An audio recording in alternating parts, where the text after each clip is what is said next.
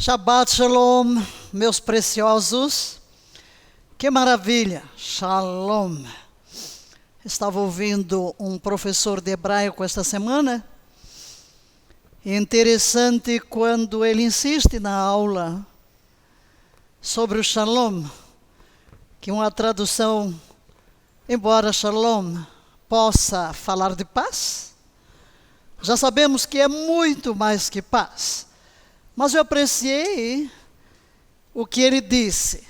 Se formos traduzir Shalom por uma só palavra, porque Shalom é saúde, paz, prosperidade, alegria, bem-estar, tornar alguém completo. Mas se quisermos usar uma palavra, não seria paz, seria plenitude.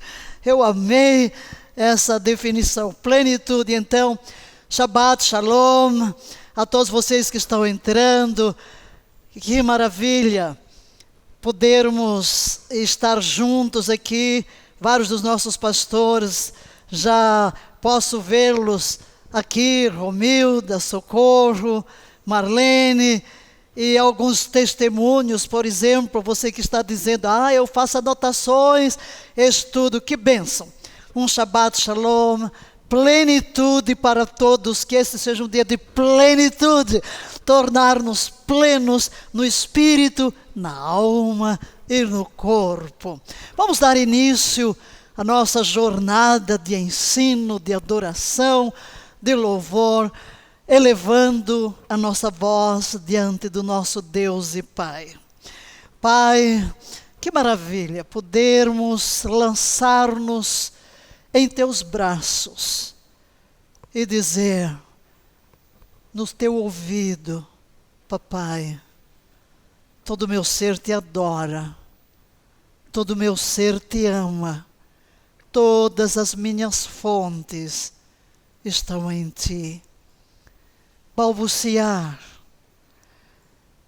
no bater do teu próprio coração, eu te amo. Tu és o meu Deus, Tu és o meu Pai, Tu és o meu tudo, Tu és a minha razão de viver. Por isso te louvo e te exalto, reconhecendo que não há Deus além de Ti. Só Tu reinas soberano, só Tu és Deus, Criador dos céus e da terra, de todo o universo, de tudo quanto existe, existiu ou possa vir a existir. Mas, no meio de toda esta grandeza imensurável, indescritível da criação, que nos deixa assombrados com tanta beleza, com tanta harmonia, com tanta perfeição, estamos nós, criados para o teu louvor e glória, criados para comungar contigo, trazendo dentro de nós algo de tua imagem e semelhança que nos permite comungar contigo, chamar-te Pai, ouvir a tua voz, andar nos teus caminhos, conservar o senso de pertencer a ti. Graças. E na manhã deste Shabat, que nos recorda que a primeira visão do ser humano foi a visão do Criador. Que o primeiro ato foi a adoração. Nós queremos viver deste modo, que a cada nova manhã, o primeiro ato seja adorar-te, a primeira visão seja de Ti, da Tua glória, da Tua presença. E ao morrer do dia, quando repousamos em nossas camas, colocamos a cabeça sobre o travesseiro e aí relaxamos, entregando todo o peso do nosso corpo ao leito.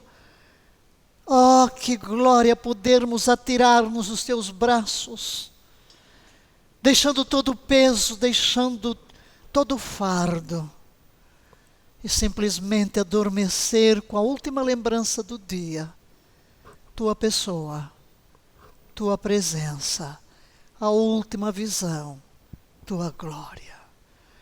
mas que esta visão do amanhecer e do anoitecer alimente o nosso dia, e em momento algum venhamos a perder a consciência de que pertencemos a Ti, de que estás conosco e de que vivemos para Teu louvor e glória. E enquanto as nossas vozes são alçadas em louvores, em cânticos, em expressões de adoração, aspira o incenso desta adoração que sobe de corações transformados, redimidos, apaixonados por Ti.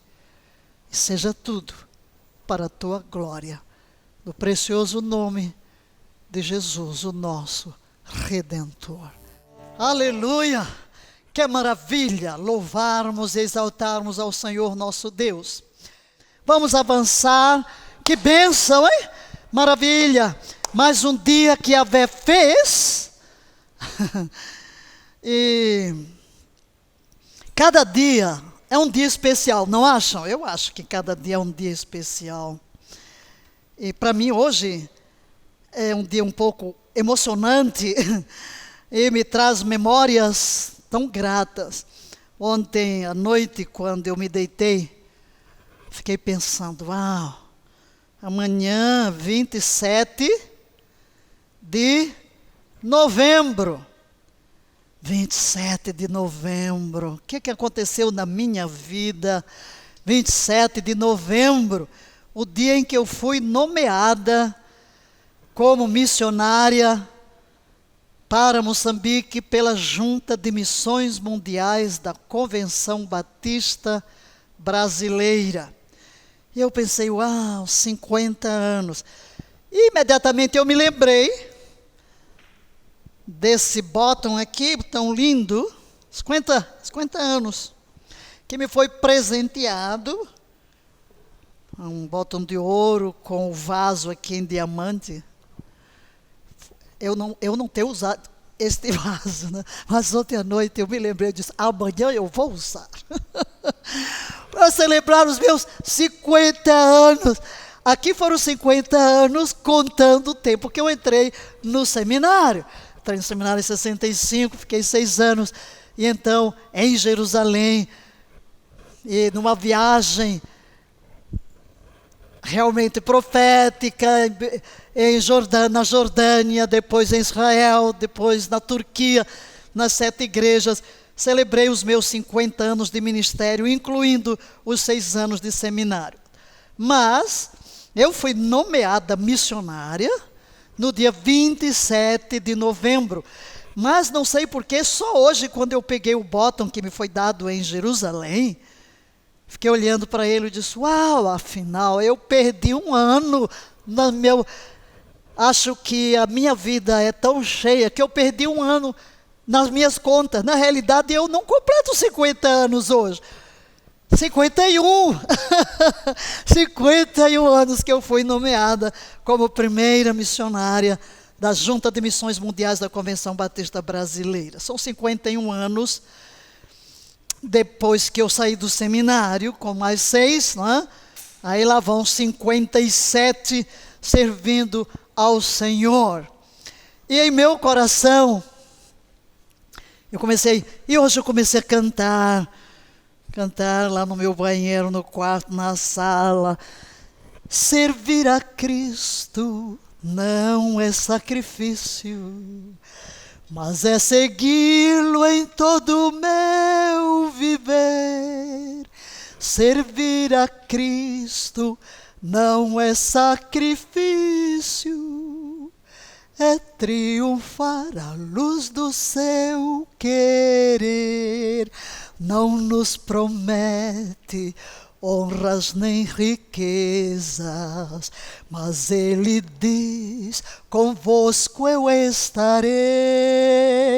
Seguir a Cristo não é sacrifício, é triunfar com Deus, é ser feliz.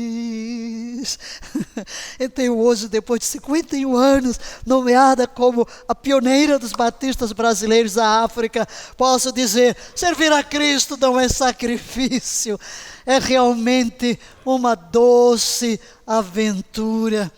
E ao longo destes anos, mais os 6 de seminário, oh, como tenho visto o mover de Deus.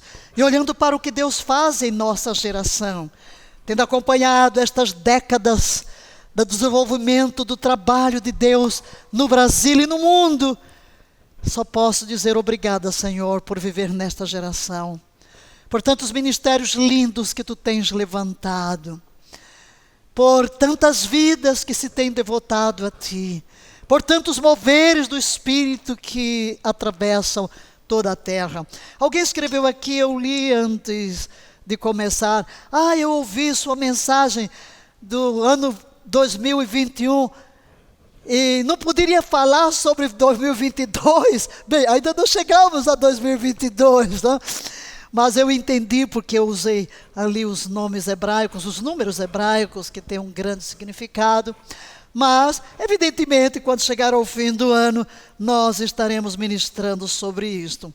Mas eu gostaria de registrar a alegria de servir a Cristo, a gratidão do meu coração. E hoje cedo eu pensava, porque às vezes eu estou aconselhando pastores que desistem, pastores que voltam atrás. Já tenho tido a experiência de um pastor chegar e dizer assim, não sou mais pastor, não sou mais pastora, eu não quero ser mais, renuncia à unção, e desiste, desanima, perde o ânimo. Em alguns casos eu creio que o problema é um problema de saúde, é um problema fisiológico, quando você tem algum desequilíbrio hormonal. Às vezes você pensa, eu estou numa crise espiritual, mas na realidade não é uma crise espiritual. E perguntei-me mesmo, Valnice, ao longo destes quase 60 anos, né? 57, você desanimou alguma vez? Teve desejo de desistir? Eu podia responder diante de Deus, nunca, nunca, nunca, nunca. Olhando para todas as experiências. E depois veio uma nova pergunta. Houve momentos difíceis ao longo destas décadas. Uau! Alguns. Eu fiquei monologando comigo, né? Como se alguém estivesse me entrevistando. Qual foi o momento mais difícil no ministério, né? Qual a sua maior alegria? Quais os momentos mais duros? Uau, vieram alguns. Né? Dá uma dor no coração lá atrás, mas no meio de todos elas, nada de desânimo, nada de desejo de voltar atrás, mas sempre a consciência que o Deus que chama é o Deus que capacita. Desculpem lá eu compartilhar, né? Mas hoje estou na veia de compartilhar, pensando num aniversário tão importante quanto este, porque 51 anos são passados, eu não me aposentei, eu sou aposentada no INSS há muito tempo, né? Mas não me aposentei do ministério, nem pretendo fazê-lo. Mas 2 imagens me vieram hoje. Se alguém me perguntasse que momentos mais difíceis você enfrentou ao longo destes anos. Um quadro que veio na minha mente imediatamente foi em África. Chegou o comunismo, quando Moçambique se tornou independente, entrou um governo, Samora Machel, querendo impor o comunismo com toda a força, e a miséria, a fome, as pessoas morrendo, todo mundo que eu levava para o hospital morria na mesma semana, jovens de 18 anos morrendo com tuberculose, e não tínhamos nada, não havia o que comer, não havia o que comprar, e eu ia usando meus lençóis para enterrar os meus mortos. E tinha um dia, eu estava evangelizando uma família e cheguei e vi aquela senhora lá na esteira, perguntei, você foi ao hospital? Fui. Eu disse, deixa eu ver a receita, e eu vi que era a mesma receita que davam a todo mundo, porque foi nacionalizada a medicina, ou confiscada, tudo fechou, não podia haver medicina privada, nada, e os médicos saindo do país, e muita gente morrendo. E era a mesma receita, resoquina para malária, sulfato ferroso e polivitamina. Mas eu olhei para aquela senhora e disse, ela está com tuberculose. Levei-a para o hospital. Ela logo morreu.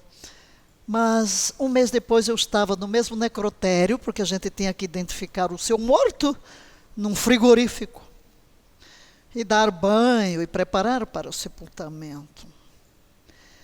E um mês depois eu estava ali para pegar a filhinha. Era tão pequeno o corpinho, tão pequeno que cabia na palma da minha mão. Eu pus aquele cadáverzinho congelado na mão, olhei para ele. Deu uma tristeza, uma crise. Eu disse, oh Deus, onde estás? Eu me sinto tão impotente nesta África. Onde está o Deus de Atos? Onde está o Deus de Atos? E essas experiências duras de você estar no meio de uma situação tão dramática, você corre para Deus em vez de querer desistir. Os missionários foram todos embora. Eu fui a única missionária a permanecer, quase que por teimosia, né? Claro, a junta me apoiou. A junta me apoiou, porque eu dizia, eu não creio num chamado que você desiste porque as circunstâncias são contrárias. O Deus que me chamou é o Deus que me sustenta. Sim, verdadeiramente. Mas aquilo me levou a uma busca intensa. E o culminar de tudo isso é o ministério de hoje. Eu busquei realmente, mergulhei em Atos, li 19 vezes o livro de Atos naquele ano, era 1982, e tive uma experiência profunda com Deus. Então foi realmente uma experiência dura, mas que me levou a uma busca mais intensa do Deus de milagres. E outro quadro que veio duro, né, se alguém me perguntasse, que momentos mais duros e mais difíceis você experimentou? Já foi aqui em Brasília. Deus me disse que a redenção do Brasil passa por Brasília. Então eu comecei a assistir a pequena igreja que tinha aqui, alugamos um galpão. Ocorre que estávamos dando um treinamento para líderes, vários dos meus pastores estavam aqui, mas eu fui a São Paulo, porque eu tinha que atender alguém que vinha da Alemanha. E no dia 22 de dezembro daquele ano, 2002, né? Caiu o teto e morreram 3 pessoas. Vários foram feridos e foi horrível. Foi horrível até porque você, como presidente de uma instituição, tem toda a responsabilidade. E chovia bastante, eu tentando um voo naquela noite para vir a Brasília, não conseguia. Até que o secretário de saúde me telefonou e diga, fique tranquila, vem amanhã no avião de carreira. E quando eu cheguei no aeroporto, entre os mortos estava uma filha na fé, Adelina, que eu ganhei, uma das primeiras pessoas que eu ganhei em Moçambique, no início do meu ministério, portuguesa. Depois ela foi para a Beira, eu também estava trabalhando na Beira, e eu a enviei para o mesmo seminário no qual me formei em Recife. Ela se formou no seminário de educadoras cristãs, depois foi para Goiânia, fez também serviço social, voltou para Portugal. Foi ela quem abriu a Ensegec em Portugal, e ela tinha vindo de férias, então foi uma das pessoas que morreu. E eu tinha outra pastora, que era a minha gerente da Palavra da Fé, que estava toda, várias partes quebradas, estava no hospital. E, evidentemente, a mídia, onde caiu o galpão. Eu cheguei no aeroporto e disse assim, Deus, para onde eu vou? Para onde eu vou? Eu vou ao hospital, vou ver os mortos, vou ver os feridos, vou atender a mídia. E quando eu fui ao hospital e me abriram ali para eu ver o corpo de Adelina, ela estava despida, enrigelada. Que hora, que momento tão duro. Que momento tão duro. Claro, eu tinha que correr, atender vários, e depois ainda tive que ir para Portugal para o seu sepultamento. E voltei, era a virada do ano, direto para atender as ovelhas aqui em Brasília. Estavam numa escola. E quando eu entro ali, parecia um campo de guerra, todo mundo enfaixado. Então, momentos difíceis que você atravessa do ministério. E depois, evidentemente, tive que enfrentar muitas questões aí entre as jurídicas, tribunais, processos, etc. Aqui, Portugal, enfim. Mas no meio de tudo isso, quer dizer, hoje vinha... E como você se sentiu no meio de tudo isso, nessa guerra? Sempre a certeza de que Deus nos conduzirá em triunfo. Sempre a certeza de que Deus nos conduzirá em triunfo. Verdadeiramente, e a despeito de todas as pressões, Deus nos conservou sempre em paz, em tranquilidade, em serenidade e em fé. E assim posso chegar hoje ao 51º aniversário de nomeada missionária, aqui firme no batente, com saúde, com disposição, com visão. Porque eu não sei porque tenho que compartilhar isso, mas eu não sou de comemorações, a não ser as datas bíblicas, mas evidentemente eu posso dar um testemunho a você, de alguém que está aqui no batente há décadas, e pode dizer a você: nunca duvide de Deus. Nunca diga não a um chamado. Creia sempre que Deus é uma pessoa. O Deus que chama, é o Deus que capacita, é o Deus que vai à frente, é o Deus que abre portas, é o Deus que tudo provê. E verdadeiramente Deus é bom. E servir a Cristo não é sacrifício. Amém, queridos? Vamos orar, vamos agradecer a Deus o privilégio que temos. O maior dos privilégios. Somos filhos do Deus vivo. Meu Pai, como é maravilhoso ter a consciência de que somos filhos.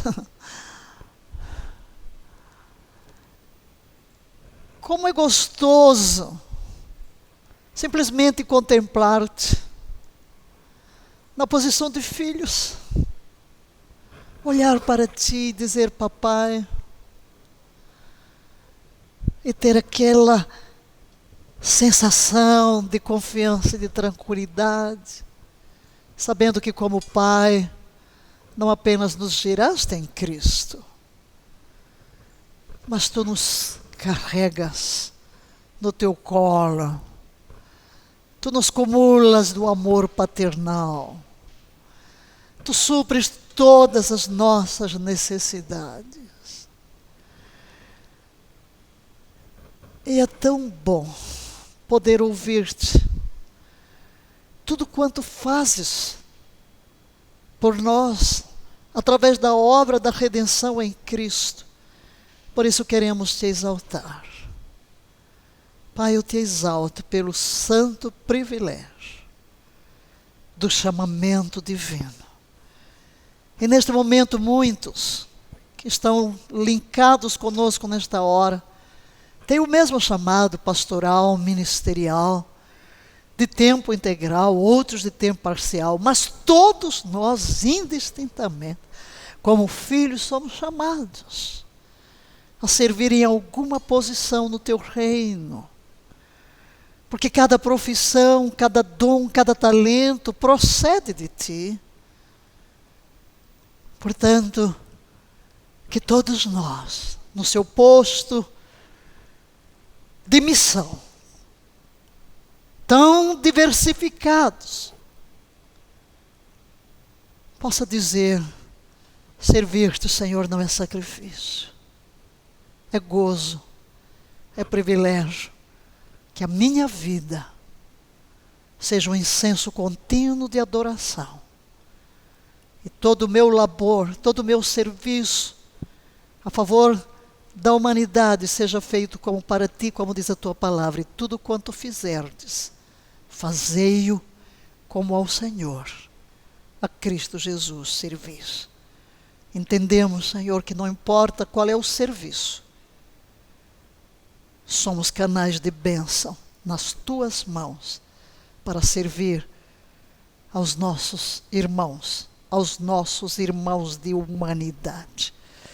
E nesta hora, ao nos debruçarmos sobre o tema, depois destas semanas todas, falando sobre a mente de Cristo em nós, que a forma de ver as coisas, que a forma de pensar que desenvolvemos seja a de Cristo. E assim honraremos o teu nome, não importarão as circunstâncias que nos baterem à porta. Não importam os ventos, as tempestades, quer nos montes, quer nos vales, quer nas noites escuras ou no dia brilhante, em cima ou embaixo, perto ou longe, tu sempre estarás conosco. E esta consciência nos levará a pensar sobre tudo como Cristo pensa. E assim estaremos te glorificando como filhos redimidos, comprados pelo sangue de Cristo, para teu louvor e glória. Amém, amém e amém. Amém. Aleluia. Vamos ao nosso assunto? Tudo está ligado à mente, não? Cultivando a mente de Cristo em nós, desenvolvendo a mente de Cristo em nós. Mas hoje vamos começar com outro versículo. Nós até aqui sempre trouxemos no início o texto de Filipenses, que haja em vós o pensar que houve também em Cristo Jesus. Mas hoje vamos à primeira aos Coríntios, onde Paulo vai falar de como o Espírito Santo conhece tudo, penetra até as profundezas de Deus. E o nosso espírito humano nos conhece. E ele faz esta assombrosa declaração que vamos ler juntos. Pois quem conheceu a mente do Senhor, que o possa instruir, nós, porém, temos a mente de Cristo. Aleluia. Nós, porém, temos a mente de Cristo. Na versão Peshitta, a versão Peshitta é uma tradução direta do aramaico. Porque quem conheceu a mente de Yahvé? E eu amo essa tradução porque mesmo no Novo Testamento ele coloca Yahvé, porque na realidade a palavra Senhor é Yahvé, para que o instrua. Mas nós temos a mente de Cristo. Então o que está em amarelo é precisamente igual, mas olhando para a versão A Paixão, Cristo. Porque a pergunta é, quem já conheceu a mente de Deus? E a resposta é Cristo. E a conclusão, nós possuímos as percepções de Cristo. Eu gosto desta forma de traduzir, porque na realidade, às vezes, quando dizemos nós temos a mente de Cristo, chegamos a uma conclusão errada, que a minha mente se tornou a mente de Cristo, e não é isso, como nós já vimos até aqui. A mente de Cristo. Por que eu tenho a mente de Cristo? Porque o Espírito Santo é o Espírito de Cristo. E se o Espírito reside em mim, ora, a mente de Cristo é residente em mim na pessoa do Espírito. Mas quando esta versão diz, possuímos as percepções, é minha forma de pensar, é minha forma de ver, o que está em linha com o que vimos até aqui na expressão aos Filipenses. Na versão amplificada da Bíblia, também muito importante, mas temos a mente de Cristo, explicativo, para sermos guiados por seus pensamentos e propósitos. E temos uma segunda amplificada, que é a clássica, mas temos a mente de Cristo, o Messias, e mantemos os pensamentos, sentimentos e propósitos do seu coração. Eu gosto de trazer diversas traduções para que a nossa mente se abra Porque precisamos entender o que está no coração do Espírito Santo ao revelar a palavra que nos chega de forma escrita, mas escrita numa língua diferente, por pessoas que estão distanciadas de nós há milhares de anos, de cultura diferente. Mas o trabalho do exegeta, o trabalho do mestre, é penetrar realmente o significado de tudo isso para poder trazer. Queremos hoje fazer uma declaração. Nós já concluímos os 8 princípios que Paulo colocou em Filipenses 4:8. A mente de Cristo em nós é um direito de redenção. Por favor, repita isso, porque é aqui que queremos deixar hoje, porque estamos fechando este assunto, que você realmente coloque dentro do seu coração isso. Diga: a mente de Cristo em nós é um direito de redenção. E a primeira coisa que precisamos compreender é o que é a redenção. Não é um termo do nosso uso comum, do nosso dia a dia. Por isso nós temos que entrar no significado lá atrás. Em resumo, resumindo, porque não vamos fazer um longo estudo aqui sobre redenção. Redenção refere-se ao ato, leia o que está em amarelo, ato da compra de algo que fora seu, ato da compra de algo que fora seu, readquirir algo que foi retirado temporariamente de seu poder. Isto vem de um hábito, de uma ordem, de uma lei, de um princípio estabelecido no Antigo Testamento. A terra, que é de Yahvé, foi distribuída em herança perpétua. Mas a pessoa podia ficar pobre e ter que vender a terra. E por isso foi estabelecido na lei de Moisés o princípio de redenção e o princípio do jubileu. O que é o jubileu? 50 fala de jubileu. Hoje eu estou aqui de jubileu, né, com o meu 50. 50. A cada 50º ano, era decretado jubileu. O que significava? Cada um volta à sua possessão. Aquilo que você vendeu, voltava à sua possessão. Escravos eram libertos, a terra voltava. Mas havia as leis de redenção. Suponhamos que eu tinha um terreno. E eu fiquei muito pobre, eu vendi. Mas faltam 10 anos para chegar o jubileu. Uma pessoa próxima, um irmão, um parente próximo que tivesse dinheiro, podia ir à pessoa que comprou a minha terra e calcular quantos anos faltam para o jubileu e pagar aquela pessoa. Isso se chamava um resgate ou redenção. O que estava fazendo aquela pessoa? Redimindo a terra, tomando a terra de volta para que eu a possuísse. Ou se eu conseguisse o dinheiro. Mesma coisa em relação ao escravo. Eu podia me vender como escravo, mas se eu conseguisse o dinheiro para me libertar, ou se surgisse um parente próximo que tivesse dinheiro para pagar o preço do meu resgate, ele chegava e fazia as contas. Quantos anos até o jubileu? Pagava. Então, aquela pessoa era chamada o remidor. Isto era redenção, pagar o preço, para que eu volte a possuir o que eu perdi. Neste caso, a liberdade. Então, quando dizemos que a mente de Cristo em nós é um direito de redenção, nós estamos falando que fomos vendidos. E aí vamos avançar.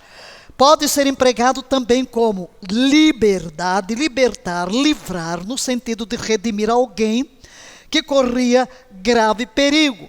De certo modo, quando a ação é aplicada a Deus, temos que admitir que se trata, e leia comigo agora, de uma compra de algo que já fora completamente seu. Uma compra de Deus de algo sou eu que serei comprado, já pertenci a Deus, fui vendido, e agora Ele vai pagar o preço do meu resgate. Isto é a redenção para que eu volte a ser sua propriedade. O homem, sabemos que ele é um pecador, foi vendido e condenado. E temos um versículo muito interessante em Isaías 52, 3. Leiam. Por nada fostes vendidos, e sem dinheiro sereis resgatados. Por nada fostes vendidos. Como? Eu me vendi à escravidão do pecado. O homem se vendeu à escravidão do pecado. Eu me tornei escravo. Mas aqui tem a promessa de Isaías, de que sem dinheiro, os resgates eram feitos com dinheiro, quer do escravo, quer da terra. Mas, queridos, apesar de estar dito aqui, sem dinheiro sereis resgatados, o nosso resgate não é de graça. Não é de graça.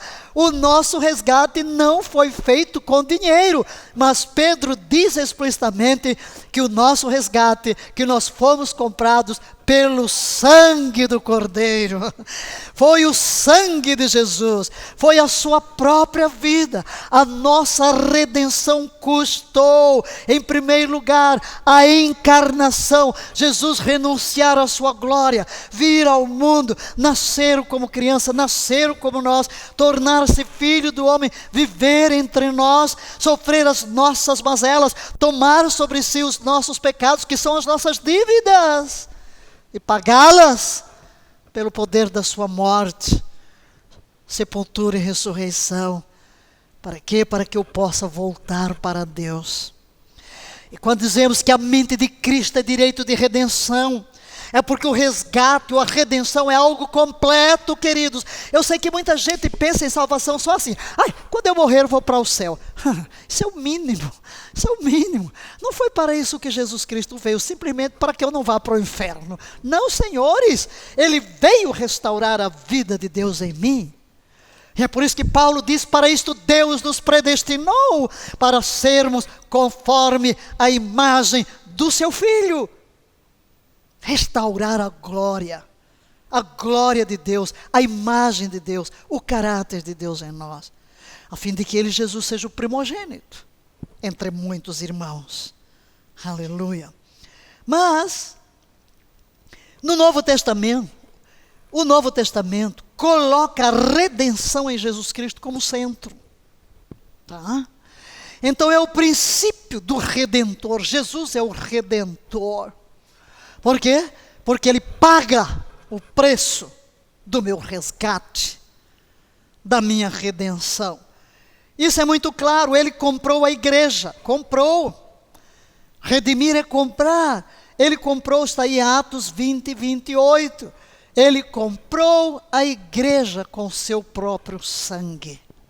Esse foi o preço da nossa redenção. Além disso, Ele deu-se pela vida do mundo.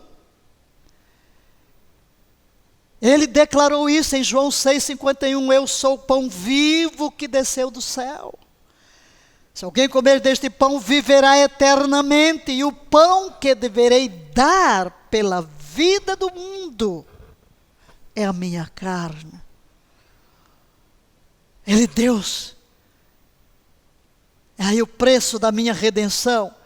E como bom pastor, deu sua vida pelas ovelhas. Ele disse, eu sou o bom pastor. E o bom pastor dá a sua vida pelas suas ovelhas. E demonstrou seu grande amor como dando sua vida. Em João 15, 13, ele diz, não existe maior amor do que este, de alguém dar a sua própria vida por causa dos seus amigos. Aí está o preço, sua vida, sua morte. Portanto, o propósito de Jesus na terra foi realizar um sacrifício de si mesmo para a libertação do pecado do homem, para redimi-lo do pecado, da condenação, para trazê-lo de volta ao seu legítimo dono. Mas essa é uma obra, queridos, profunda, abrangente, completa, total. Porque ela envolve uma recriação do nosso espírito, uma restauração da nossa mente, para que tenhamos a mente de Cristo. Então a restauração da mente é um direito de redenção. A restauração da nossa mente, leia por favor a declaração na tela. A restauração da nossa mente é direito de redenção, porém, isto é um processo contínuo até que a mente de Cristo seja formado em vós. Creio que depois de todas as aulas que tivemos até aqui, de todos os estudos, analisando item por item, todos chegaram à conclusão de que temos um trabalho para o resto da nossa vida. E todos os dias temos que estar renovando a nossa mente. Por isso queremos hoje deixar alguns princípios claros. O primeiro é este: a mente humana não se torna automaticamente a mente de Cristo. Eu preciso trabalhar. Os pensamentos de Deus não são os nossos pensamentos. E vamos ler Isaías 55, palavras de Yahvé, nos versículos 8 e 9, juntos. Afinal, os meus pensamentos não são os vossos pensamentos, e os vossos caminhos não são os meus caminhos, afirma Yahvé, o Senhor. Assim como os céus são mais altos do que a terra, também os meus caminhos são mais altos do que os vossos caminhos, e os meus pensamentos mais altos do que os vossos pensamentos. Então, não tenho automaticamente a mente de Cristo, eu preciso trabalhar. A restauração passa pela renovação. Não colocamos aqui o versículo, porque esperamos que você já saiba de cor hebreu, Romanos 12, 1 e 2, espero, né? Rogo-vos, pois, irmãos, pela compaixão de Deus, que apresenteis os vossos corpos em sacrifício vivo, santo, agradável a Deus. Então, e para quê? Transformai-vos pela renovação da vossa mente, para que experimenteis qual seja a boa, agradável, perfeita vontade de Deus. Transformar-vos. Então na realidade o versículo quer dizer, não entre na forma do mundo, não entre na mentalidade, no mindset do mundo, mas entre na mentalidade, no mindset de Cristo. Transformai-vos pela renovação. É exatamente isso, entre na forma de Cristo. Tenha a mente de Cristo, transformai-vos. Como? Pela renovação, através da palavra. Desprograme esse computadorzinho, o seu cérebro. Tire os antigos programas. Os programas das filosofias deste mundo, das experiências passadas, das frustrações, das quedas, dos pecados, e coloque um novo programa. A Bíblia, a palavra de Deus. E assim a nossa mente vai se ajustar à mente de Cristo. Agora, temos que reforçar o termo, é um processo. Diga, processo. É um processo. Quanto tempo dura? Contínuo. Até que a mente de Cristo seja formada em nós. Em 2 Coríntios 3,18,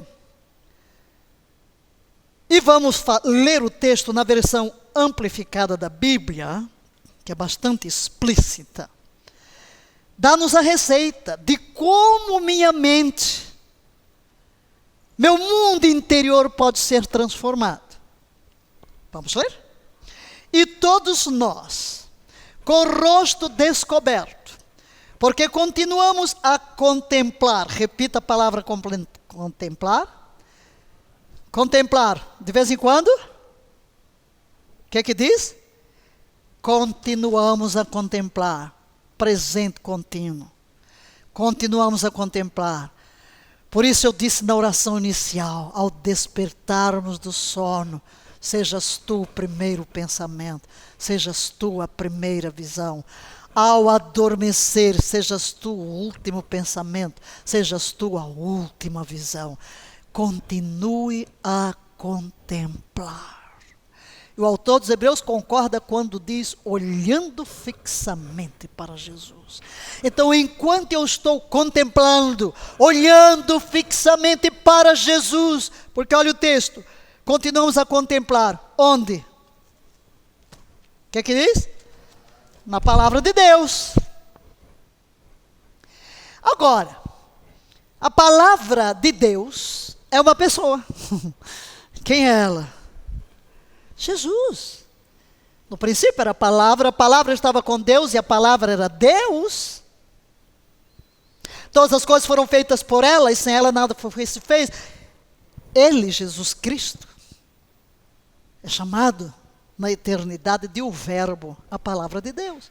Então o que é que eu tenho que contemplar? Vamos lá. Vamos ler a Bíblia como se deve ler, pensando. A palavra. Se a palavra é Jesus, quem é que eu tenho que contemplar continuamente? Jesus. Então, enquanto diga, esse é meu trabalho. Esse é meu trabalho, essa é a minha determinação. Vou olhar para Jesus, vou contemplar a Jesus. E enquanto eu olho para Jesus, como quem olha no espelho, como um espelho. Eu estou olhando para Ele. A glória fala de quem Deus é. Então, quando diz, contemple a glória de Jesus, contemple os seus atributos. Como é que eu vou fazer? Simples, gente, tudo é prático, é lendo a Bíblia. Pega aqui, Mateus, Marcos, Lucas, João. Tá aqui, eu contemplo Jesus analisando Mateus, Marcos, Lucas e João. Os evangelhos. Aqui eu vou ler e reler, memorizar as palavras de Jesus. Vou olhar para Jesus, como Jesus agia. Sim, senhores. E enquanto eu estou neste processo, olha o resto do texto, leia o que está em amarelo, estamos constantemente sendo transfigurados em sua própria imagem. Estamos sendo transfigurados. Então a minha transfiguração na imagem de Jesus não é operada por mim. Ok? É um trabalho conjunto. Enquanto eu medito na palavra, enquanto eu contemplo a Jesus na palavra, enquanto eu medito, enquanto eu reflito, há alguém por trás. E vamos já descobrir quem é. Em esplendor sempre crescente de um degrau de glória e outro, porque isso vem de quem? Do Senhor, que é o Espírito. Muito bem. Esse Espírito Santo residente em mim. Enquanto eu estou debruçada na palavra, Ele vai operando no meu mundo interior uma transfiguração. Nas versões comuns vai dizer transformação, mas o verbo aqui no original é o mesmo que é usado para a transfiguração de Jesus lá no monte. É mudar de figura. É mudar de figura. Parecer com Jesus. Muito bem. Então esse é o primeiro princípio que queremos deixar aqui sobre a declaração de que redenção da mente é direito. Ou a mente de Cristo em nós é o direito à redenção. Que você precisa entender que quando diz temos a mente de Cristo não é automático. É um processo. É um processo. Um processo que depende de mim. Na renovação da minha mente. No me expor à palavra. Para que o Espírito Santo trabalhe a transfiguração. E a segunda declaração que queremos fazer é esta. O Espírito Santo é quem nos revela a mente de Cristo. Então aqui temos uma obra do Espírito conosco. O Espírito vai tomar a palavra a qual me exponho, a palavra que armazeno em minha mente para trabalhar em mim a imagem de Jesus. E quando eu falo da imagem de Jesus, claro, inclui logo a sua mente, porque a imagem de Jesus vai se revelar no que ele pensa. Agora olhemos para este texto, de 1 Coríntios 2, no contexto do qual está o primeiro versículo que lemos, temos a mente de Cristo. Vejamos. No entanto, como está escrito, Paulo está citando Isaías. Olho algum jamais viu, ouvido algum nunca ouviu, e mente nenhuma imaginou o que Deus predispôs para aqueles que o amam. Deus, todavia, leia o que está em amarelo, o revelou a nós, a vós. E guarde o verbo, revelou. O verbo revelar. Todavia, o que Paulo está dizendo?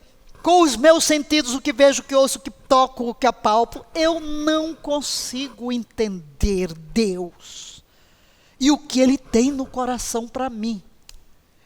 Mas Ele me revelou. Como? Por intermédio de quem? Do Espírito. Olha lá. O Espírito Santo, que é o maior presente de Jesus a nós. Porquanto o Espírito a tudo investiga, até mesmo as profundezas de Deus. Pois quem conheceu os pensamentos do ser humano, a não ser o Espírito do homem que nele reside? Assim, igualmente, ninguém conhece os pensamentos de Deus, a não ser o Espírito de Deus.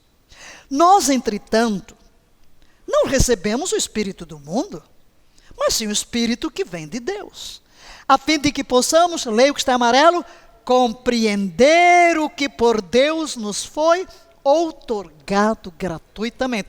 Então, queridos, apenas pelo Espírito Santo eu vou entender. Porque aqui pessoas ouvem e nunca mudam, porque não tiveram uma revelação. Podíamos dizer, porque a palavra não se tornou rema dentro delas. Então não há uma mudança. Porque nunca vamos compreender as coisas espirituais se não for por revelação do Espírito Santo em nosso espírito humano recriado. O verso 13 declara: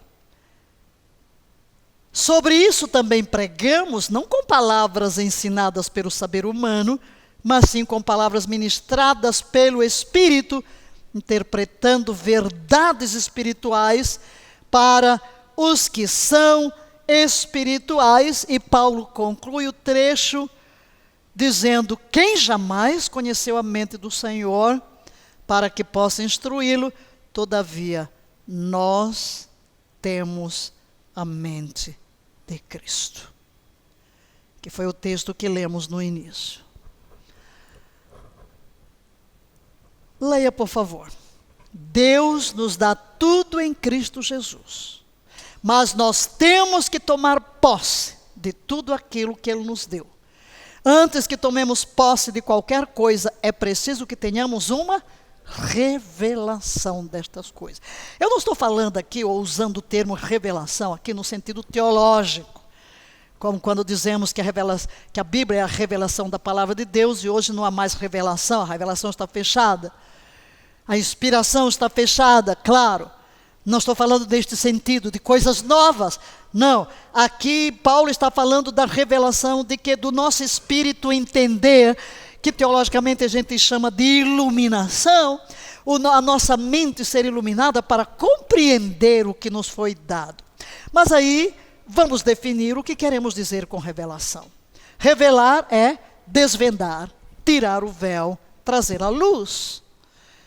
E Paulo usa o termo: para que o Deus de nosso Senhor Jesus Cristo, Pai da glória, vos conceda espírito de sabedoria e de revelação no pleno conhecimento dele.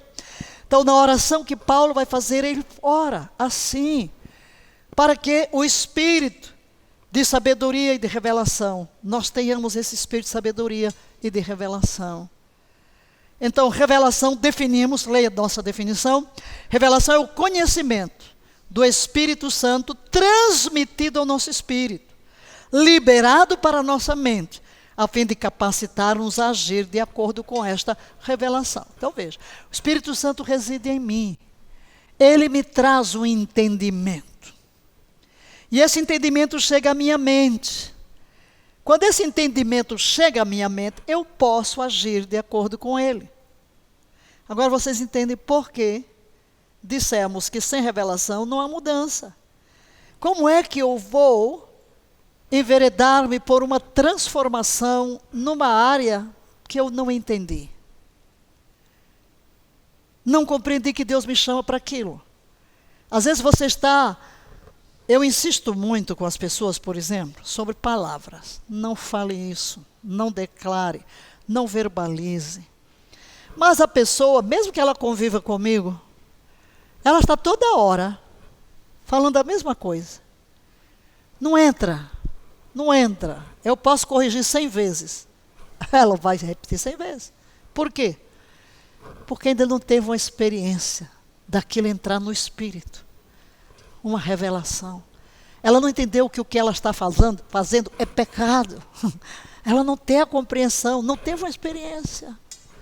Então não adianta você estudar aqui esse tempo todo, a mente de Cristo em nós vai continuar, entra em 2022 com a mesma mente de 2021.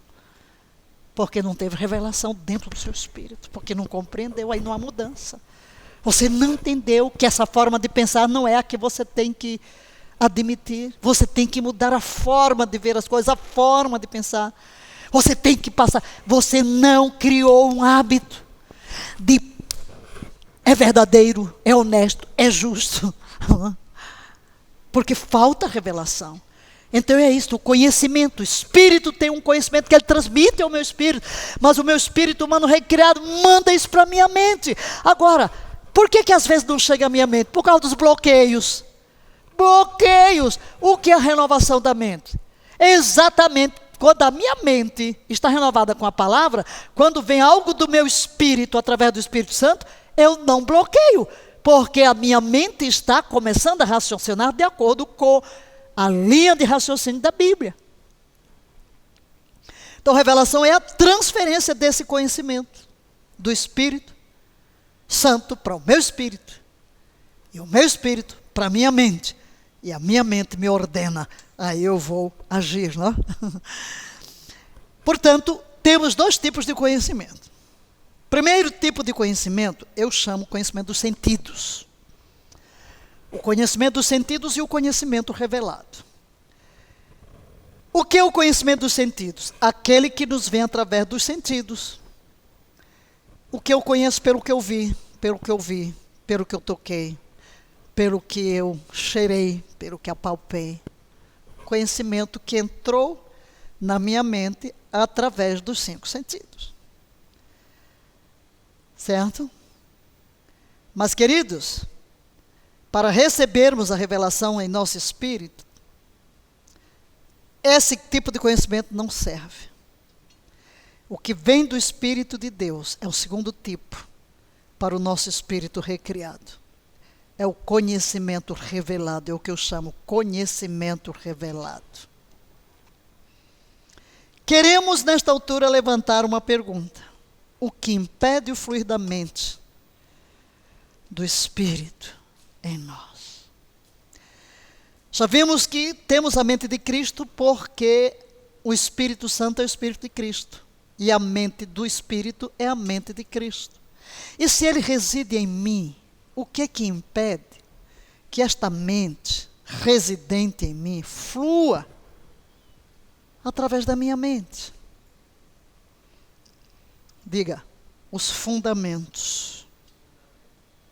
Fundamentos. Na língua inglesa, usam muito o termo mindset. E às vezes, em português, estamos importando vários termos em inglês. E que a maioria vai traduzir por mentalidade. Mentalidade. Qual é o nosso grande problema? É a mentalidade.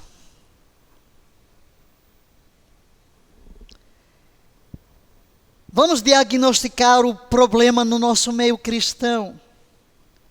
Há muito poucos cristãos que pensam de forma diferente da forma secular, do mindset do mundo. Nós vemos no mundo com uma forma de pensar, com uma estrutura de raciocínio, com uma mentalidade. E a igreja é influenciada por isso, e nós somos influenciados por isso, e pouca gente não tem a forma de pensar, a forma secular. Claro, a igreja em geral tem alguns bastiões de pensamento, sim, de tópicos, mas nenhuma rede reconhecível de um pensamento integrado. Hoje não podemos dizer que existe uma mentalidade cristã. O mundo ocidental, que foi considerado o mundo cristão, de mentalidade cristã, não podemos chamá-lo mais. Não há uma forma de raciocínio cristão, a mentalidade cristã, não. Por isso, queridos, podemos dizer que hoje não existe mais uma mente cristã. Nem na igreja, nem nos púlpitos. É uma mentalidade humana. É humanismo dentro da igreja. É mentalidade do mundo dentro da igreja. São conceitos distanciados, dissociados da palavra de Deus. O desafio da nossa matéria é muito grande. Se nós queremos edificar dentro de nós a mente de Cristo, nós precisamos edificá-la sobre fundamentos corretos. Temos que erradicar de dentro de nós o que é contrário à palavra de Deus e edificar sobre a palavra. Mas você está vendo aí da sua frente fundamentos errados. Porque estamos respondendo à pergunta: o que impede o fluir da mente de Cristo? São os fundamentos errados da nossa mente. Da nossa mentalidade moderna, ou pós-moderna. A nossa mente é a sede da alma, já repetimos isso muitas vezes.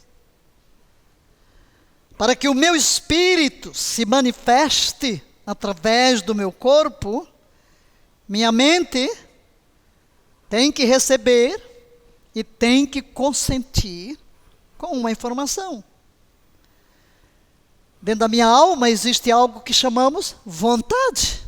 Já estudamos sobre isso. E um poder de decisão.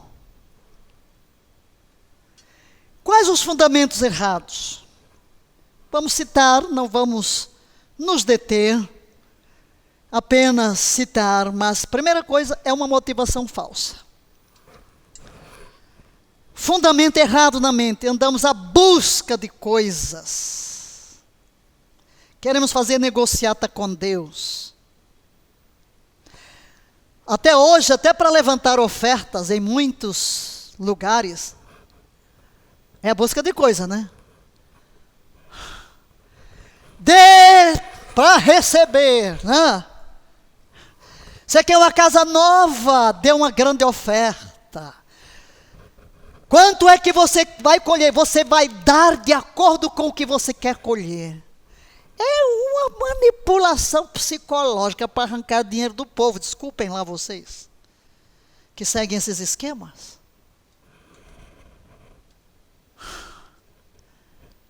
A mentalidade do mundo. Mentalidade capitalista. Motivação falsa. Não é a mente de Cristo. Não é a mente de Cristo. A busca de coisas, olha o que a Bíblia diz. Vamos ver qual é a mentalidade de Cristo, leia. Buscai em primeiro o reino de Deus e a sua justiça, e todas essas coisas vos serão acrescentadas. O mundo luta por coisas, mas o Filho de Deus não deve se preocupar com elas. Mas nada lhe falta. Tem tudo o que precisa. Não é a minha luta, é o meu descanso. Esse mesmo texto, na versão Paixão, leia. Portanto, acima de tudo, buscai constantemente o reino de Deus e a justiça que procede dele. Então, todas essas coisas menos importantes vos serão dadas abundantemente. Eu confesso, irmãos, que eu tenho dificuldade com os apelos financeiros em troca de. Realmente. Porque o Deus que eu conheço e que me chamou há 57 anos, me tratou de modo diferente. Eu entendi que Deus é uma pessoa, que Ele vai cuidar de mim, que eu não preciso falar com ninguém, que ninguém precisa saber minhas necessidades, e eu não vou fazer nada à busca de nada.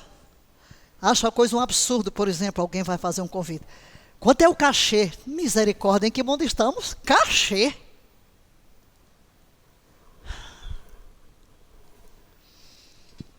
Mas temos uma cultura hoje da busca de coisas.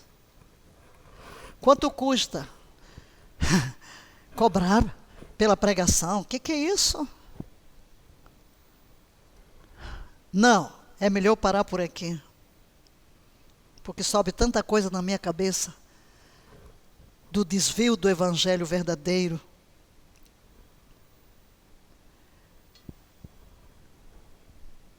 Deus sempre suprirá as nossas necessidades, mas não temos que correr atrás de nada. Então, esse fundamento errado impede que a mente de Cristo flua em mim. Na realidade, se eu quero as minhas necessidades supridas, e não só pessoais, da igreja, tá, querido? Que eu vou dizer, não, Valnice, mas é que está fazendo apelo para fazer uma construção, para não sei o quê. Sim, vamos dizer que há necessidade. Agora, você ficar massacrando o povo, dizendo, dê isso, porque pode ser que Deus não dê. Pode ser que ele dê, pode ser que ele não dê. E daí? Ou você pode plantar hoje, mas não colhe hoje, vai colher lá na frente. Não é? Deus vai provar a sua fé. Tem semente que nasce logo, mas tem semente, meu filho, ó.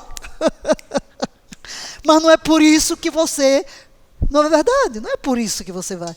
Eu sempre plantei, mas nunca pensei em nada de troca. Eu não tenho falta de nada.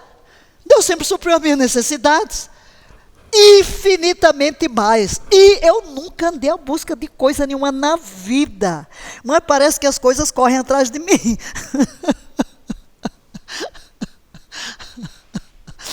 Mas por quê, queridos? São princípios. Você não tem que correr atrás de nada. Deus, olha aqui, é nisso aqui que eu me firmo. Leia. Deleita-te em Yahvé, e Ele satisfará os desejos do teu coração.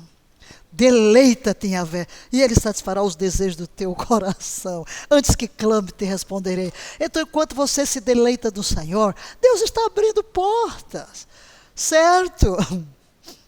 Ainda essa semana eu dizia para um pastor meu, olha, se alguém quiser vir trabalhar comigo e começar falando dinheiro, ó, pumba, a porta já está fechada. Falou em dinheiro, meu filho começou mal, sai da minha frente. Por quê? Porque eu quero saber se você foi chamado por Deus. Porque quem é chamado por Deus, porque cada pessoa que chegou aqui veio por um chamado divino e deu um passo de fé louco. Loucura do mundo. Mas eu dizia para ele, todo mundo que veio, ninguém morreu de fome, Deus supriu todas as necessidades, todo mundo tem sua casa, tem seu apartamento, tem seu carro, tem seu sustento, mas não veio por causa disso, não veio buscando isso. Então, queridos, a motivação nossa para servir a Deus tem que ser correta. Não são coisas que buscamos. E se Deus quer dar, dá, e se não quiser, não dê, e daí, porque nós não vivemos atrás de coisas nenhumas. Amém? Eu sempre digo, olha, tanto para mim, tanto faz dormir na cama como no chão, tomar banho de chuveiro como banho de cuia. Não sei nem se vocês sabem o que é cuia, mas enfim.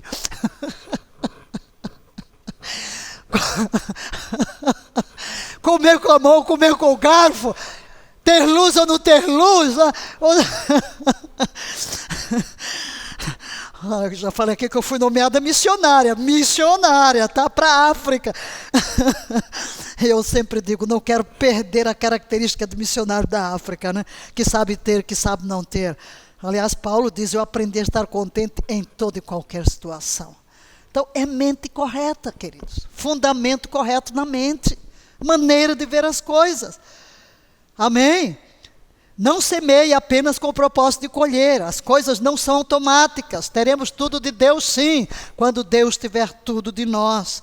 Não busquemos coisas, busquemos o reino de Deus. Vamos dar liberalmente. O que semeia pouco, pouco ceifará. Mas quem semeia não fica lá preocupado. Não, joga a semente. E há uma lei de semeadura e ceifa que seguirá o seu curso normal. Mas o meu foco deve estar no lugar certo. Em Deus. O segundo fundamento errado da mente é o conformar-se com o mundo. Todas as nossas atitudes devem ser de acordo com a palavra de Deus, queridos. As influências e os pensamentos do mundo não devem influenciar nosso modo de viver. E é aqui onde estamos com um grande problema. Dizemos que somos crentes, mas nós estamos cheios de mundanismo. Vivemos como o mundo, comemos como o mundo, vestimos-nos como o mundo, negociamos como o mundo, fazemos as coisas como o mundo faz. Não há diferença entre nós e o mundão. Somos influenciados pelos seus valores e os seus pensamentos. Mas o que diz a Bíblia? Vamos ler agora. Agora vamos ler. Romanos 12, 2. Não vos amoldeis ao esquema deste mundo, mas sede transformados pela renovação das vossas mentes. Não vos amoldeis ao esquema. Então, ter uma mente influenciada pelo mundo impede que manifestemos a mente de Cristo. O que é o mundo, queridos? Vamos dar aqui uma definição de mundo, leia. É a massa de pensamentos, ideias, imagens, aspirações, alvos gerados pelo príncipe das trevas no coração do mundo pecador. É assim que eu defino o mundo. É uma massa de pensamentos, de ideias, de aspirações, de alvos que são gerados pelo príncipe das trevas no coração do mundo pecador. Eu preciso me libertar disto. Descubra o que o mundo diz e vá na direção oposta. Aí você está no caminho certo, viu? Quer andar no caminho certo? O que é conformar? Ser moldado. Não. Significa aqui que eu não devo. Se eu quero a mente de Cristo, tenho que destruir os fundamentos errados da minha própria mente. Não posso continuar com o pensamento do mundo, com as palavras, queridos, arranque da sua linguagem toda palavra que não procede de Deus, que não procede da palavra de Deus. Tenha uma experiência com Deus, tenha temor de Deus, por favor, pare de transgredir. Vamos andar de acordo com o que temos aprendido, não saia da vossa boca nenhuma palavra torpe, mas só que for proveitosa para edificação. Vamos deixar os pensamentos, as atitudes, o modo de falar, o modo de pensar, o modo de agir, o modo de vestir, o modo de viver, o modo de orientar a sua casa, o modo de orientar a nossa vida, o modo de desempenhar os nossos papéis, influenciados pelos padrões deste mundo. Somos cidadãos de um outro reino. Temos que ser governados pelos padrões se queremos a mente de Cristo. O Salmo 1, leia comigo. Bem-aventurado o homem que, primeiro, não anda no conselho dos ímpios. Segundo, não se detém no caminho dos pecadores. Terceiro, nem se assenta na roda dos escarnecedores. Quarto, tem o seu prazer na lei de Yahvé, e na sua lei medita de dia e de noite. Esse tem que ser o padrão. Essa pessoa que está meditando na palavra de Deus é descrita neste termo. Ele é como árvore plantada junto à corrente de águas, que no devido tempo dá o seu fruto e cuja folhagem não murcha, e tudo quanto ele faz será bem sucedido. Os ímpios não são assim. São, porém, como a palha que o vento dispersa. Por isso os perversos não prevalecerão no juízo, nem os pecadores na congregação dos justos. Leia, pois Yahvé conhece o caminho dos justos, mas o caminho dos ímpios perecerá. Então não vou andar conforme o mundo, mas eu vou me firmar na palavra, e o resultado é que eu serei como esta árvore frutífera. Terceiro fundamento errado é a confusão. Confusão, insegurança, incerteza. Ora pensa uma coisa, ora pensa outra. Paulo diz em 2 aos Tessalonicenses 2:2, não vos demovais da vossa mente com facilidade, nem vos perturbeis, quer por espírito, quer por palavra, quer por epístola. Não vos demovais. Nós precisamos de ter uma mente firme e não confusa, que é confundida com todo e qualquer pensamento. O que ele quer dizer? Que não sejais abalados em vosso modo de pensar. Segundo, há pressões contra a nossa mente. Vem de todos os lados, através de circunstâncias, através das palavras, através das críticas. Mas não vamos permitir que sejamos abalados em nossa forma de pensar. Vamos alimentar o que a palavra nos ensina, e assim estaremos manifestando a mente de Cristo. E o que fazer então? O que fazer no meio de todas as circunstâncias? Primeiro, leia, por favor, vou só citar algumas coisas que você deve fazer. Na realidade, simples. Primeiro, não exponha a sua mente às pressões de fora. Se você expõe a sua mente às pressões de fora, vai cair. Quando a mente está voltada para as dificuldades, para as pressões, não tem como renová-las, você vai ser dominado pelos problemas. Então, não exponha a mente às pressões. Segundo, controle a mente pela revelação da palavra de Deus. Controle a mente pela revelação da palavra de Deus e não pelas pressões. Efésios 1,18 diz, tendo iluminados os olhos do vosso entendimento. É uma oração que ele está fazendo. Para que saibais qual seja a esperança da sua vocação, quais as riquezas da glória da sua herança nos santos. Iluminados nos olhos do vosso entendimento. Terceira coisa que devemos fazer, discirna. Qual é a voz que você está ouvindo? É a voz do mundo? Ou é a voz de Deus? Quarto fundamento errado, fracasso, desfalecimento e queda. Você desiste das coisas, facilmente você cai, facilmente você se desencoraja. Hebreus 12:3 diz, refleti profundamente sobre aquele que suportou tamanha oposição dos pecadores contra a sua própria pessoa, para que não vos fatigueis, tampouco desanimeis. Muitas vezes, as pressões são tão grandes, que você cansa e deixa de confessar a fé.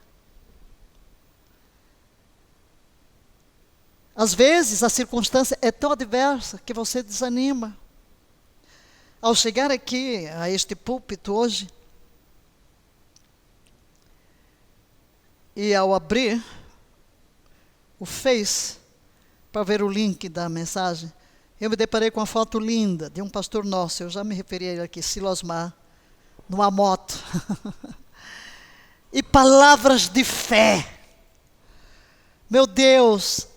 Aí vem o quadro, esse homem que foi diagnosticado com câncer, com linfomas. Mas você nunca o viu sem ser sorrindo e dando a palavra de fé, de ânimo. É exatamente o que o texto está dizendo, que não venhas a ficar desanimado, fatigado no meio da pressão, no meio da circunstância. Está aí lá feliz, feliz, feliz. Mas ele está feliz não é só agora, no fim do tratamento. Ele estava feliz lá no começo. Ele estava certo, ele estava crendo. Sempre postando mensagens de ânimo para a igreja. Sempre o texto falando de fé, feliz. Nunca perdendo o ânimo. É isso mesmo, queridos. A mente de Cristo não se abala.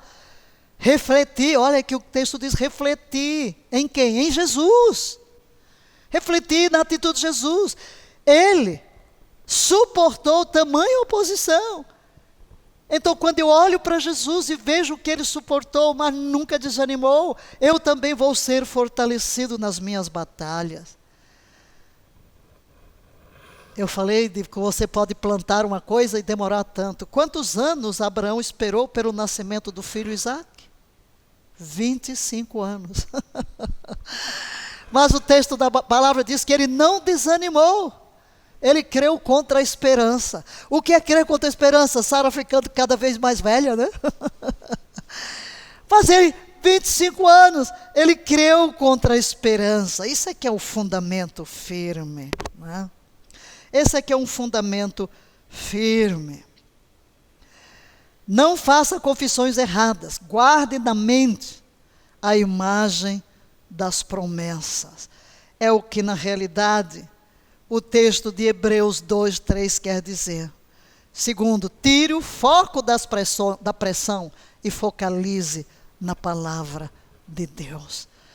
E neste contexto, Isaías vem ao nosso encontro com o conselho, ou a promessa, ou o princípio. Leia, tu conservarás em perfeita paz aquele cuja mente está firme em ti.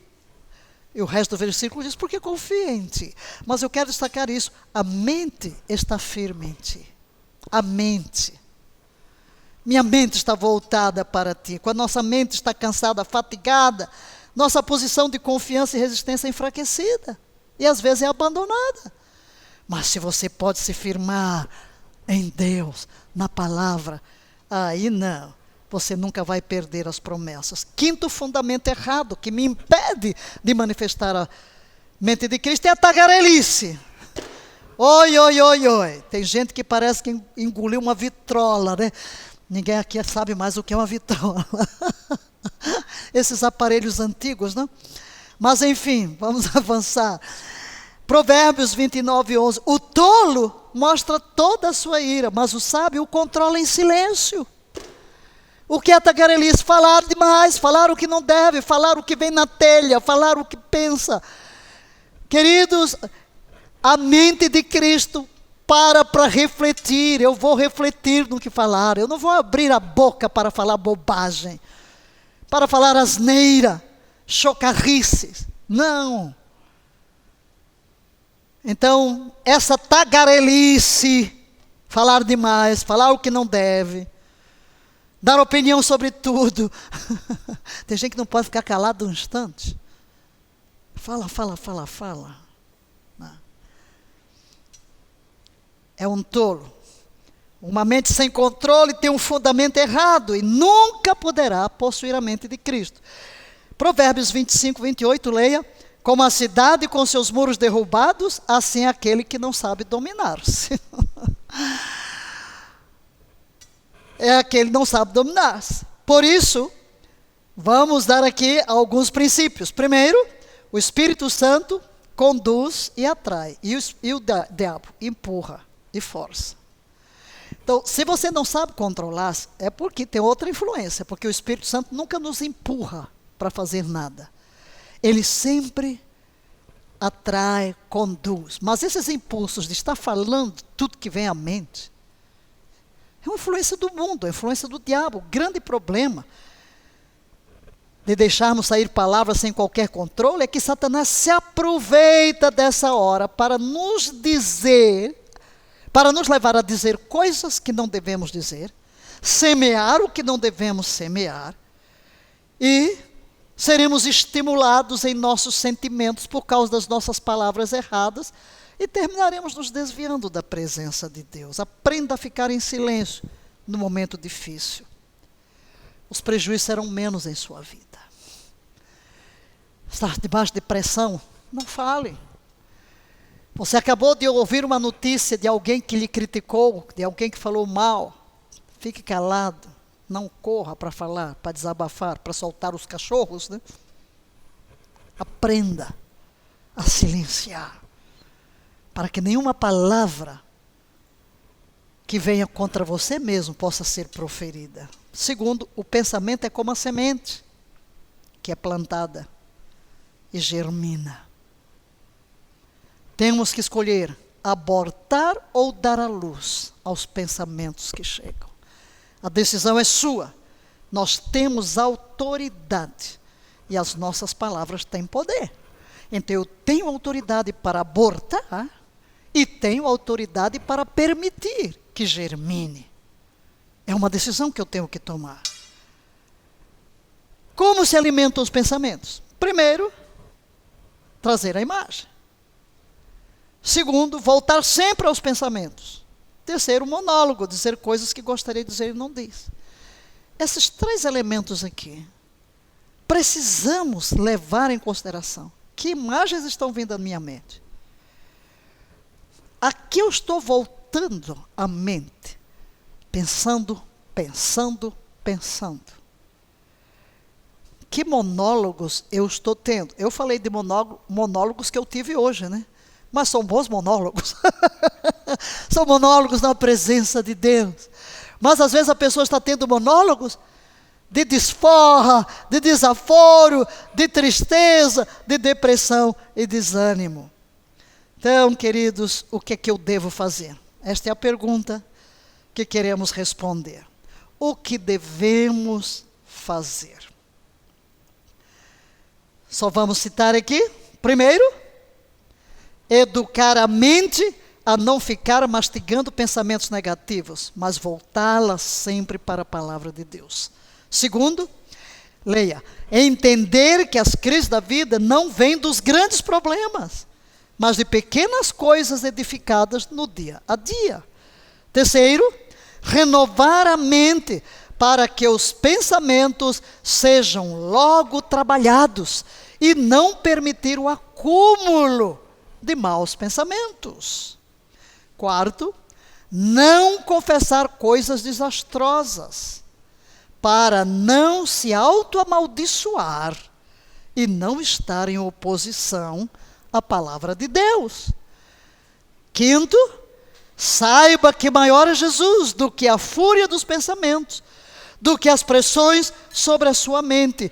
E sexto, não esqueça, você tem autoridade sobre a sua mente.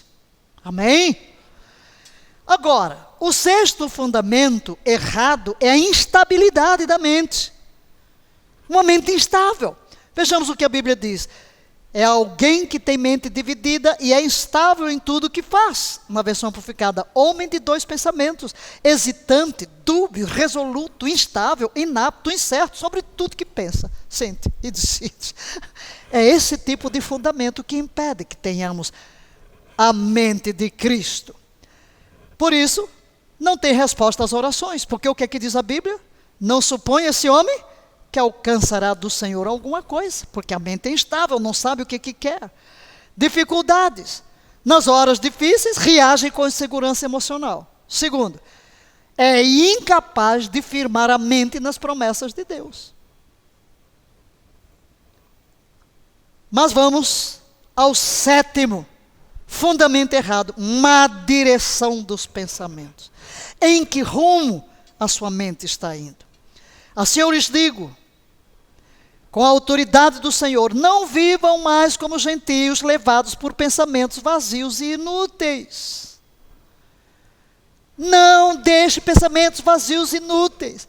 É preciso ter uma direção firme no seu pensamento. Versão amplificada, leia comigo.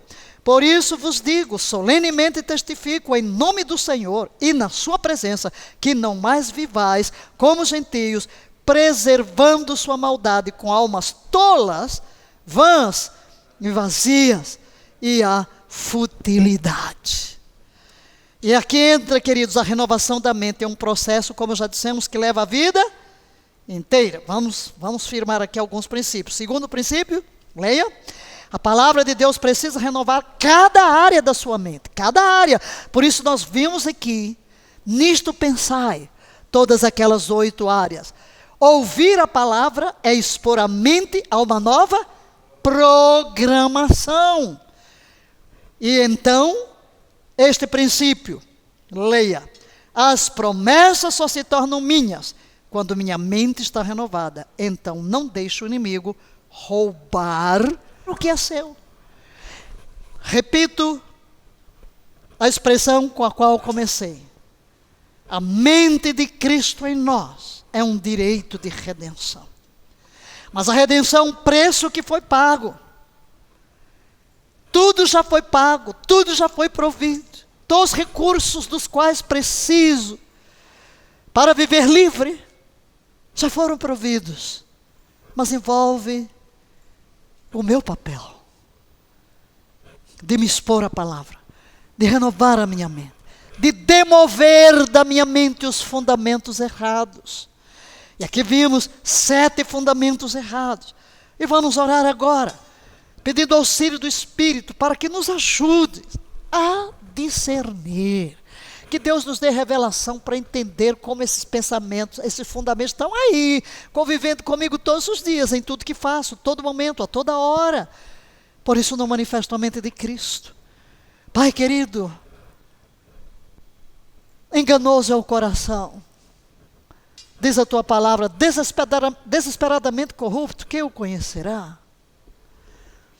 Quantas vezes o engano está tão alojado na nossa mente que temos atitudes, hábitos com os quais convivemos e até defendemos, quando na realidade são fundamentos errados da mente, influenciados pela mentalidade do mundo, pelas pressões, por problemas, por angústias.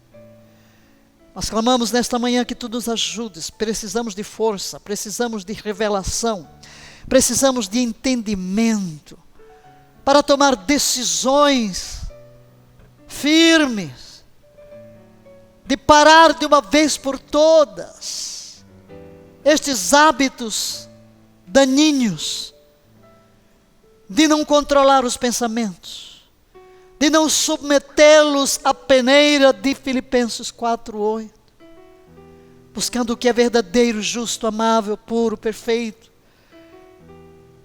sempre em linha com Jesus, sempre fazendo a pergunta: o que pensaria Jesus em meu lugar?